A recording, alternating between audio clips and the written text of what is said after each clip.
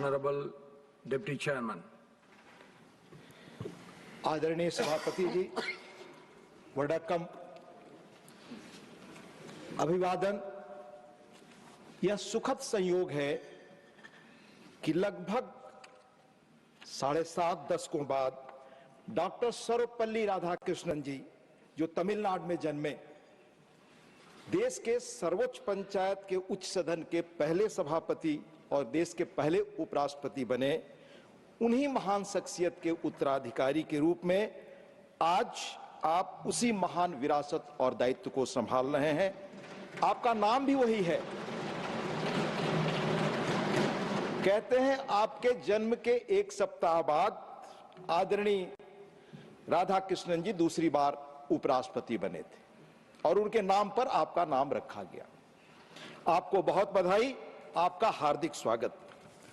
सभापति जी, आप तमिलनाडु से आते हैं, महान राज्य जिसकी संस्कृति, भाषा, हेरिटेज और कंट्रीब्यूशन पर मुल्क को फक्र है, जहां हजारों वर्ष पहले महान संत तिरुवल्लुवर ने तिरुकुरुल महान ग्रंथ लिखा।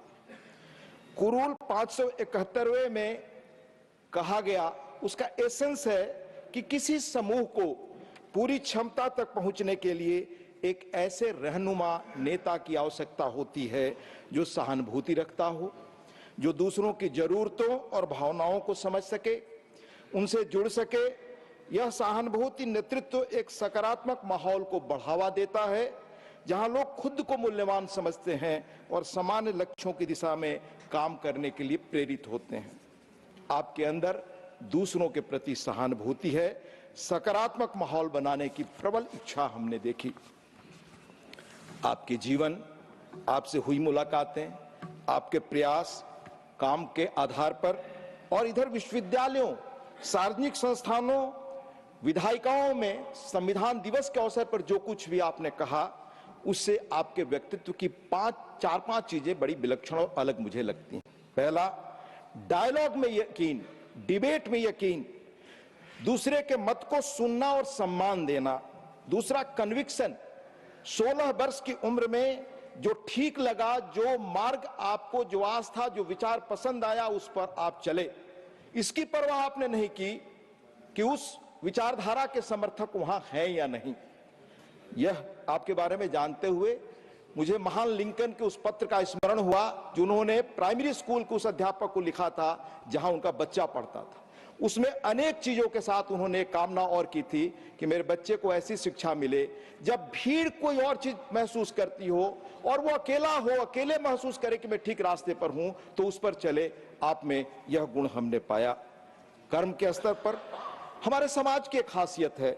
हमारे यहाँ हरिऔध सिंह उपाध्याय एक बड़े कवि हुए, उन्होंने कल्पना की हमारे यहाँ कर्मवीर हों। शब्दवीर बहुत मिलते हैं, आलोचना आसान है पर कर्म करना कठिन।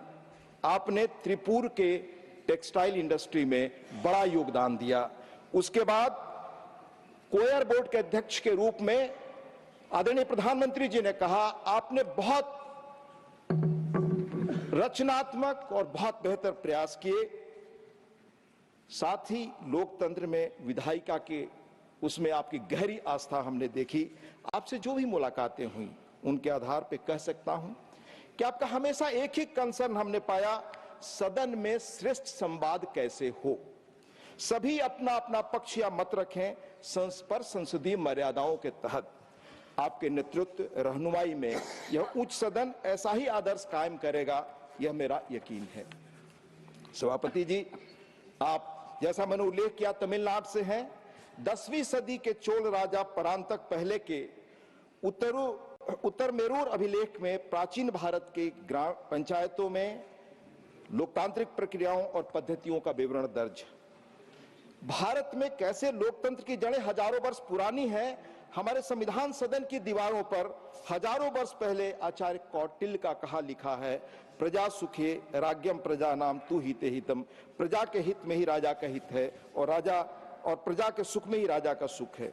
आपके मार्गदर्शन में इसी भावना के तहत हम अपनी इस महान संस्था को, इस विरासत को आगे ले जाएंगे, यह विश्वास है। राजनीति में आपका आगमन आपकी वैचारिकी आस्था और दृढ़ता का प्रमाण है। 16 वर्ष की उम्र में जो विचारधारा और रास्ता पसंद किया, जो उसका मैंने उल्लेख किया, उसमें इसकी चिंता नहीं कि राज्य में आपकी विचारधारा के समर्थक बड़ी जमात में है या नहीं। आप अपने विचारों और आशा पर अडिग चले, यह आपका कन्विक्शन है, यह उल्लेखनीय है। देश, समाज या संस्कृत का उत्कर्ष आपके चिंतन के मूल में हमेशा रहा। तमिलनाडु की राजनीतिक माहौल में आप गुरुदेव रविन्द्रनाथ टैगोर की पुकार एकला चलो रे के राही बने। आपने नदियों को जोड़ने, आतंकवाद, नशाखोरी और छुआछूत के खिलाफ 93 दिनों की 19,000 किलोमीटर लंबी राज्यव्यापी रथ यात्रा की। ये सभी विषय देश की सुरक्षा व सामाजिक आर्थिक कल्याण और प्रगति से जुड़े हैं।